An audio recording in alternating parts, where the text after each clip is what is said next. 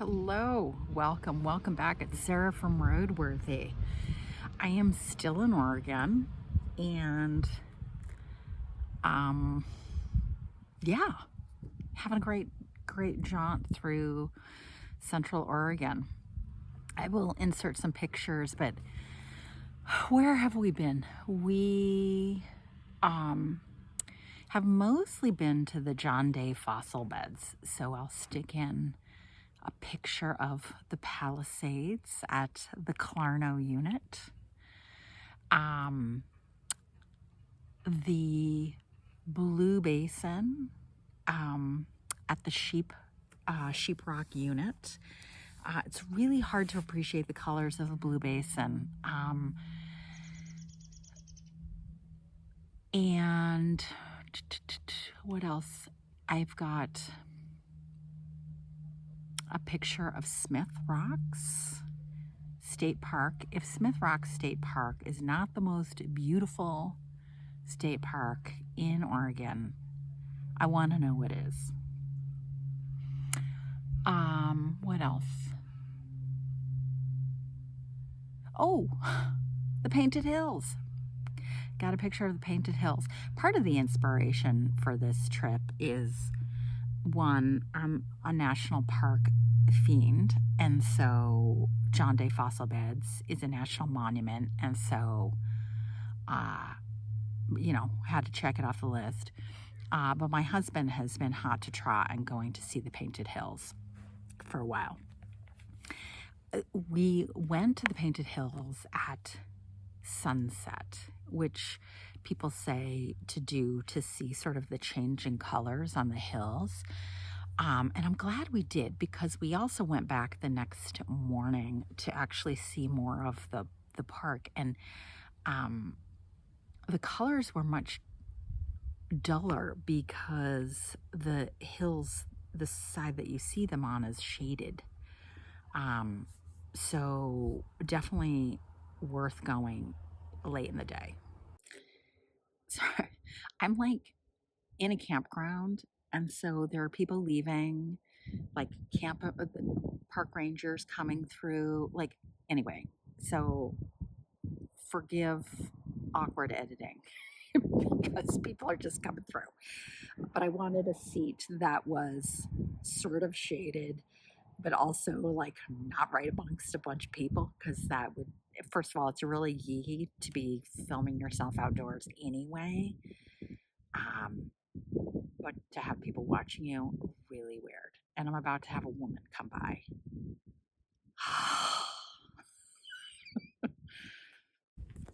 So I'm just going to hop into the books here because this could take me forever.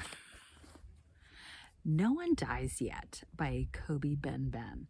So first of all, I've talked about how I absolutely adore this cover. This is an interesting book. It's a fatty. This is a tough one to explain. So I'm going to put it down. And so let me do my best here. So in 2019, the Ghanaian government had what they were calling the Year of Return. And so they were inviting Black Americans and British to come back to Ghana to, reconnect with their heritage. And so this story takes place in 2019. We're following 3 gay African-American men as they go back to Ghana for Year of the Return festivities. And they have Nana, who is a hired tour guide, who sort of is very traditional in his ideas. He is often looking to his Ashanti heritage and traditional ways of life, blah, blah, blah.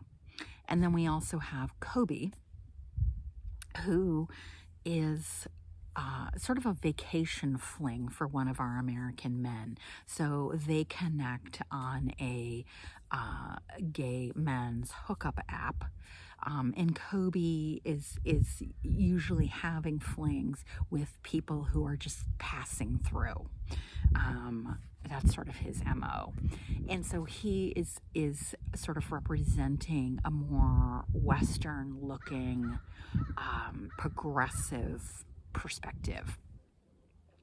And the story is told mostly from Kobby's point of view, with Nana's point of view slipped in. There's so one of the things that these three American men are interested in is experiencing Ghanaian gay culture. And so there's a bit about that culture, which is very underground because homosexuality is frowned upon. So there's definitely a lot in here about a homosexual culture and oppression in Ghana. The other thing that's mostly in here is the tension between native Ghanaians and the returnees and tourists. So Kobby looks very callously on the year of return. He sees it as just the government's way to get wealthy American and British to come spend money in Ghana. And there's a lot of talk about this connecting with ancestry, kind of making fun of it. Are you really connecting with ancestry? Visiting some of the Gold Coast slavery sites, castles, and commentary on, is it misery porn? Is it appropriate to visit these locations? Is it healing? Is it traumatizing? Just sort of questioning the appropriateness of tourism at slave sites, and what's the motivation of people who are going to these sites. There's also white tourists and white people who've moved to Ghana, and looking at cultural appropriation, looking at, basically is Ghana being reoppressed, recolonized by these wealthy foreigners. So a lot of that I found super interesting. There's also Kobby, who is a bookstagrammer, and Kobby Ben Ben in real life is a bookstagrammer. So there's details in here about Kobby submitting manuscripts to agents, and agents saying, yeah, this is really great, but we really want a slave narrative. That's what's commercially viable. And his resistance to do that and basically capitalize and exploit this heritage. So that was interesting. And it's also kind of interesting to look at in the acknowledgments. Kobby Ben Ben has a long list of bookstagrammers that he thanks, and many of them were just supportive, sometimes readers, anyway, it's obviously for those of us who are in the book social media world, and you are too if you're watching, just to see how we can have an impact on actual books.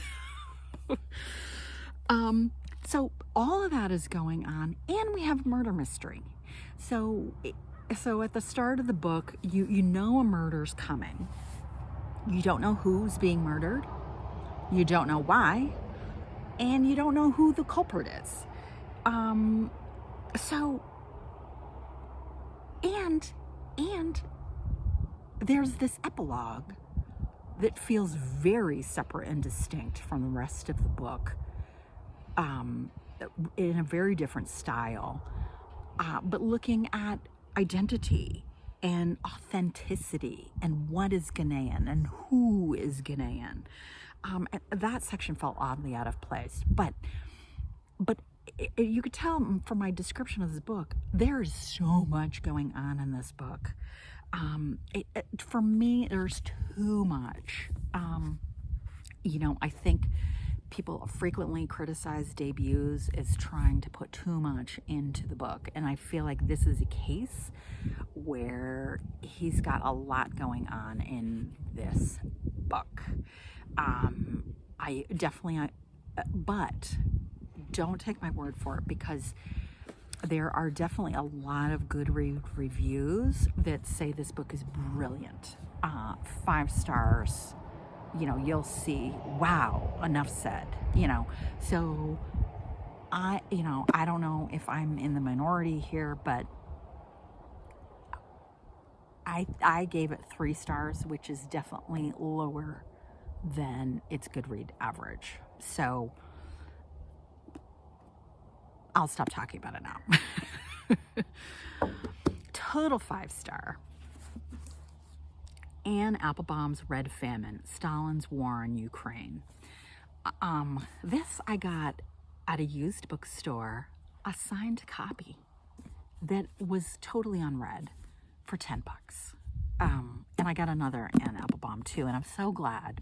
And I've had Anne Applebaum on my list to read for a long time, and so glad I finally picked up one of her books, because although this is more academic in tone, not necessarily narrative fiction, she has a very approachable style. It's not stuffy language. It's very very clean, very not too wordy, So this book goes through the famine in 1932 through 1934 in Ukraine, and she very methodically goes through and illustrates why. What does she say? Blah blah blah blah.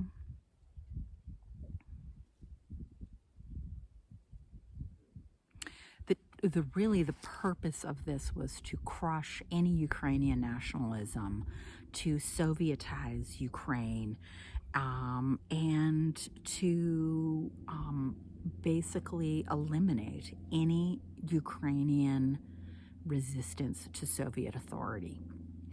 And she goes through looking at journals, letters, correspondence between the Ukrainian Communist Party and Moscow, looking at communication from Stalin and other leaders in Moscow, the whole deal, basically to disprove the idea that this was crop failure or poor weather. No, this was a very deliberate attempt to starve the Ukrainian people as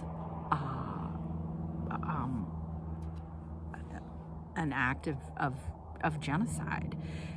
She does go into the term a little bit. The preface and the epilogue are very, very interesting. She does the history of the famine was suppressed by the Soviets, and was, not legal to talk about. And talking about after, in the lead up to the dissolution of the Soviet Union,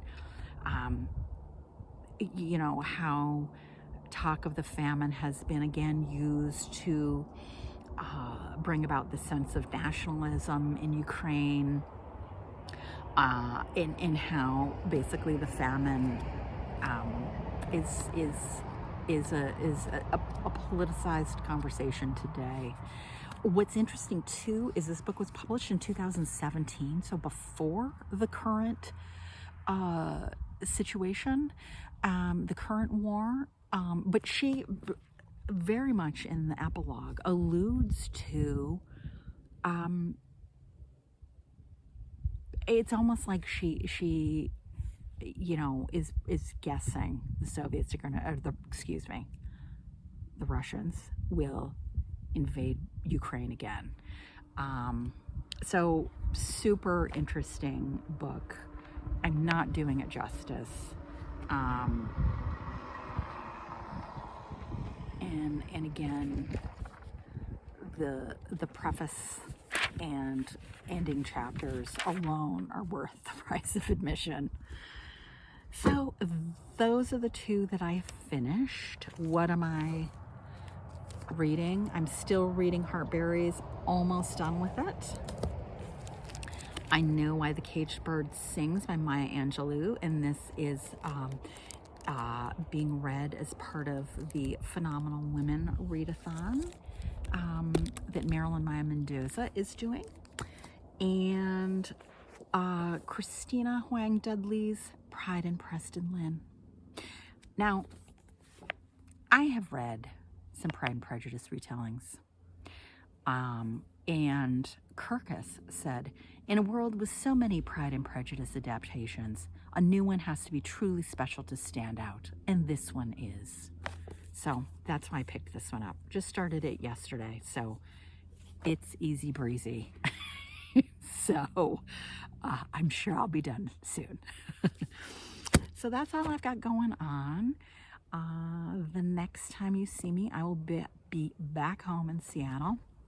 We're headed to Hood River today, and then we'll cross back into Washington and make our way home. So that's what I got going on. Hope you all are doing well and reading some good things, and I'll catch you next time.